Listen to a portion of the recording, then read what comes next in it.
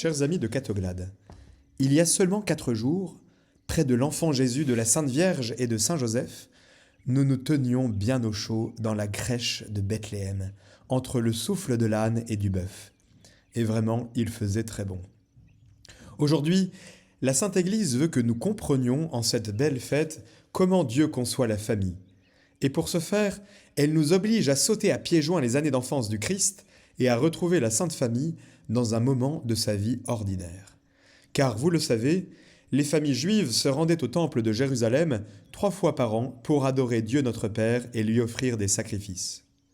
Aussi, chers amis, je vous le demande, voulez-vous ce matin découvrir ce que Dieu attend de vos familles et remettre droit ce qui peut-être, avec l'usage, s'est tordu en elles? Eh bien, vous allez être servis. C'est parti. Et pour ce faire, nous allons donc suivre à présent la plus belle de toutes les familles du monde. Car il n'y a rien de meilleur, vous le savez bien, que de revenir de temps en temps à la source des choses pour mieux les comprendre et surtout mieux les vivre. Si bien que ce matin, nous allons envoyer un grand coup de projecteur sur la Sainte Famille pour éclairer notre propre chemin familial. Retrouvons donc Joseph et Marie marchant en direction du temple de Jérusalem. Quel beau voyage! Ils s'y rendent tout simplement, disons-le, pour y prier leur Dieu, l'unique Dieu, le Créateur du ciel et de la terre. Et ce qui est très original dans cette affaire, c'est que non seulement ils vont rencontrer Dieu dans le temple, mais en même temps, il est avec eux sur la route. Et regardez d'ailleurs comme il est rayonnant, comme il court avec ses jambes de 12 ans, et comme il est beau lorsqu'il salue toutes les personnes qu'il croise sur la route avec son sourire irrésistible. Car je vous rappelle que le Christ est un Dieu d'amour et que par conséquent, il s'est aimé sur le plus concret de ses gestes. Tous les 3 sont donc heureux, parce que tous les 3, avec le même enthousiasme, s'en vont prier le même Dieu. Eh bien là déjà, chers amis de Catoglade, nous comprenons, en observant la Sainte Famille, qu'il est bon que les époux ainsi que leurs enfants partagent la même foi. Du moins, c'est l'idéal. Alors vous allez me répondre que ce n'est pas toujours le cas. Et si c'était ainsi dans votre couple, je vous invite alors à ne pas vous décourager et à rester unis, malgré peut-être la non-foi de l'un des deux. Cependant, permettez-moi de rappeler ici que l'amour est la plus haute communion qui existe au monde. C'est ce que disait un grand écrivain, Paul Bourget. On ne le lit plus beaucoup aujourd'hui. Je n'ai d'ailleurs retenu de lui que cette seule pensée. Il n'y a d'amitié, comme il n'y a de famille, que dans la communion de la foi profonde. Ce n'est pas faux. Cela veut tout simplement dire que pour s'aimer et construire quelque chose, il faut être sur la même longueur d'onde. Mais avançons. Sans doute savez-vous que les enfants et les femmes n'étaient pas tenus de se rendre à Jérusalem pour ces 3 grands pèlerinages annuels. Et que de plus, ceux qui habitaient à plus d'une journée de marche de Jérusalem n'étaient pas non plus obligés de se rendre dans la ville sainte. Voilà pour la loi. En ces temps, Marie et Jésus auraient pu éviter ce voyage. Mais quand on aime, nous le savons bien, la démesure se plaît à être au rendez-vous. Si dans la vie on se tenait strictement à ce qui est demandé, sans aller jamais plus loin, que nos existences seraient tièdes, ternes et sans saveur. Les saints et les héros, qui sont nos grands modèles, nous le montrent magnifiquement. Et la vie quotidienne n'est pas sans illustrer cette vérité. Quand un enfant, par exemple, s'en tient uniquement à la leçon qu'il faut apprendre, sans ajouter quelques lectures, en voulant aller un tout petit peu plus loin pour approfondir le sujet, tout laisse penser que sa personnalité ne décollera pas. Et ce qui est vrai pour l'enfance, l'est plus encore pour l'adolescence et pour le monde étudiant. Ici, loin de moi tout jugement, car nous avons tous été jeunes, quelque peu inconscients, insouciants, tournés vers le facile. Cependant, quand je vois aujourd'hui des jeunes, pleins de beauté et de force, et que je les vois boire, fumer, ou encore passer des heures entières sur Facebook, au lieu de profiter de toute la vertu et la vigueur de leur intelligence, de leur dynamisme intérieur, pour enrichir leur personnalité, leur potentialité, eh bien je suis vraiment désolé de ce naufrage amorcé et encouragé par tout un mouvement de société, disons-le, sans idéal. Tout cela pour vous dire que nous découvrons déjà, à travers le seul fait que Marie et l'enfant Jésus se rendent à Jérusalem, alors qu'ils n'y étaient pas obligés, qu'il faut dans nos familles cultiver le sens de l'effort, autrement dit, l'art de l'ardeur. Allez, chers amis, un peu d'élan, je vous en prie. Ne soyons pas des pantouflards qui se demandent pendant des heures et pour 1000 choses. Alors, on y va pas, on ne le fait pas. Allons, réveillons-nous, soyons des battants, non seulement pour gagner de l'argent, ça c'est sûr, la société nous y encourage, mais pour donner à notre vie plus de beauté, plus de hauteur.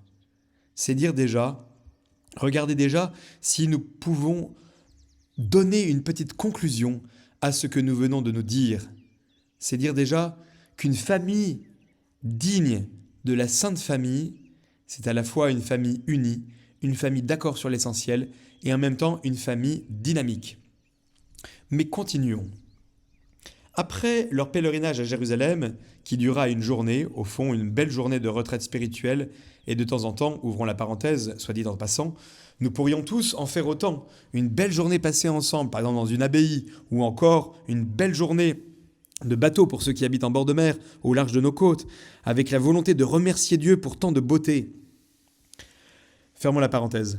La Sainte Famille a repris le chemin du retour.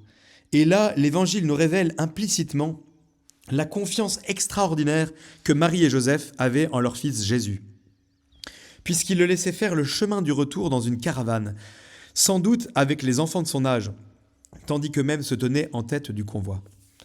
Là, nous prenons conscience, chers amis de Catoglade, que si la confiance n'est pas plantée comme une vertu majeure au centre de nos rapports familiaux, nous ne ressemblons plus à la Sainte Famille. Ici, je voudrais rappeler que Don Bosco, qui est un des plus grands éducateurs que le monde ait connu, car sa pédagogie est estimée jusque dans des milieux non catholiques, eh bien, Don Bosco rappelait sans cesse que l'affection fait la confiance et que la confiance fait l'éducation. Si on suit ce grand saint sur ce versant, ce que je vous conseille, il s'agit donc en premier lieu de montrer à l'enfant et à l'adolescent l'immense amour qu'on lui porte. Et l'enfant ou l'adolescent, constatant cet amour, en principe, ne voudra pas le trahir. Et ainsi, la confiance réciproque s'établissant, une véritable transmission dans l'ordre du bien sera rendue possible. C'est dire qu'au trousseau de la réussite familiale, il faut qu'il y ait la clé du risque de la confiance. D'ailleurs, Dieu lui-même, parce qu'il est amour et qu'il a le sens de la famille, nous fait confiance. Un jour, un malade psychiatrique m'a dit, avec une justesse qui m'a laissé sans voix, « Le Seigneur a plus confiance en nous que nous n'avons confiance en lui. » Pas si fou que ça, cet homme. Voyez la liberté aussi que Dieu a laissée à l'homme. C'est incroyable. Nous devons donc, à sa ressemblance, faire confiance à nos enfants, tout en leur indiquant toujours, bien sûr, surtout par nos exemples, les chemins du bien. Si les parents ne font pas confiance à leurs enfants, et plus encore, si l'enfant ne sent pas qu'on lui fait confiance, il ne pourra jamais devenir un homme. Il en viendrait même à douter de lui-même et à perdre confiance en lui. Et si la confiance n'existe pas au sein du couple, alors là, vous le savez bien, l'amour s'écroule. Il est inutile d'insister, que les choses soient donc bien claires. Et c'est le poète Gérard de Nerval qui les clarifie pour nous. En amitié comme en amour, disait-il, il faut liberté et confiance. Et c'est exactement ce que vivent aujourd'hui Joseph et Marie. Prenons-en de la graine. Pleine liberté à leur Jésus, pleine confiance en leur Jésus. Marie n'a pas dit à Saint Joseph, « Nous avons Dieu à la maison, faisons donc bien attention qu'il ne sorte pas de ces 4 murs, protégeons-le, qu'il ne s'écorche pas les jambes, les genoux aux cailloux de nos sentiers, qu'il ne quitte pas mes jupons, qu'il n'aille pas fréquenter des gens malhonnêtes. » Pas du tout. Marie et Joseph faisaient confiance à Dieu, même quand il était en culotte courte. Si bien que le petit Jésus, qui entendait guider lui-même sa barque divine, a bien profité de cette confiance qui lui a été accordée, non pas pour la trahir, mais pour l'accomplir. Et le voilà d'ailleurs, qui décide de rester tout seul dans le temple à Jérusalem, c'est-à-dire dans la maison de son Père, et de s'entretenir librement avec les plus hautes autorités religieuses de son temps, et de faire figure au milieu d'eux non pas de petits théologiens en herbe, mais de théologiens sublimes, laissant sans voix tous ces barbus sûrs d'eux-mêmes et de leur doctrine. Par là, nous comprenons aussi que nos enfants sont appelés à nous dépasser dans tous les domaines. Et ce serait là une très belle réussite. Le mauvais maître, le mauvais père, veut toujours garder son élève, son enfant, en dessous de lui, alors que le bon maître, le bon père, veut qu'il le dépasse. Et ici, je pense au père Lacordaire, l'un des plus grands prédicateurs de notre histoire, qui avait fondé une belle et grande école secondaire près de Toulouse. Eh bien, figurez-vous que le père Lacordaire voulait, en plein 19e siècle, si chargé de conventions, que ses élèves le tutoyassent. Mais attention, pas immédiatement, mais avec le temps et l'œuvre du mérite. Car, disait-il, le jour où ils me tutoieront, ce sera le signe qu'ils seront arrivés à mon niveau. Et c'est là mon rêve. Voilà bien un vrai maître qui veut que ses élèves le dépassent. Voyez que nos enfants doivent devenir nos maîtres jusqu'à susciter notre admiration.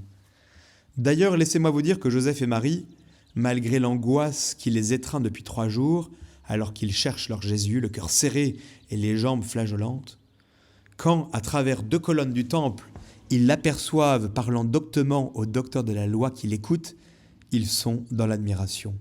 Ils se réjouissent non seulement de l'avoir retrouvé, mais de le voir encore petit dans son âge et si grand dans sa sagesse. Ici, très nettement, Marie et Joseph nous demandent à leur suite d'admirer nos enfants. Mais allons encore plus loin, car nous avons encore beaucoup à apprendre. Malgré cette admiration ressentie, la femme restant la femme, la mère restant la mère, toujours un peu inquiète et captive de sa sensibilité, la Sainte Vierge, malgré sa perfection, ne peut pas s'empêcher de dire à Jésus : « Mon fils, pourquoi nous as-tu fait cela ?» Et là, c'est le coup de grâce. « Je suis étonné, répond Jésus, que vous soyez étonné. Ne saviez-vous pas que je devais être aux affaires de mon Père ?» Alors là, nous découvrons parfaitement que nos enfants, mais n'en soyez pas peinés, que les enfants ne nous appartiennent pas. Même s'ils viennent de notre sang et qu'ils sont le fruit de nos gènes, ils dépassent amplement le cadre du couple qui les a conçus. Ils ne sont ni plus ni moins que des enfants adoptés, confiés par Dieu à la sollicitude bienveillante d'une famille. L'enfant conçu au sein d'un couple n'appartient pas davantage à ce couple que l'enfant que ce même couple aurait adopté. Les enfants appartiennent à Dieu, un point c'est tout. Ils ont leur propre destin. Et maintenant, chers amis, reprenons tout et essayons de garder bien en mémoire, au moins au long de cette journée, ce qu'est une famille à l'image de la Sainte Famille. C'est d'abord une famille unie par un amour fort, où chacun ne tire pas dans son coin, mais vise le même but. C'est aussi une famille vaillante, active, ennemie du canapé et des pantoufles, amoureuse de la vie, dans laquelle on doit mordre à pleines dents. C'est aussi une famille où l'on aime Dieu ensemble et où l'on le prie, en se rendant tous les dimanches dans son temple. C'est aussi une famille où l'on se fait mutuellement confiance, où l'on ne bloque pas la liberté d'aucun de ses membres. C'est enfin une famille généreuse qui ne se ferme pas sur elle-même. Voilà, chers amis de Catoglade, ce qu'est la famille selon le ciel. Ici, chers amis, il me semble vous entendre dire « Ouh là là, que la barre est haute !» et que l'on est bien loin du compte. Eh bien, chers amis, je vous dis que vous êtes bien mieux que vous ne le laissez penser, mais qu'il ne faut pas trop vous le dire pour que vous alliez encore plus haut, plus loin, plus profond dans la volonté de devenir une famille aussi parfaite que la Sainte Famille. Et c'est possible, il suffit simplement d'ouvrir son cœur et de le vouloir. Très belle fête de la Sainte Famille, chers amis de Catoglade. Dieu vous bénisse.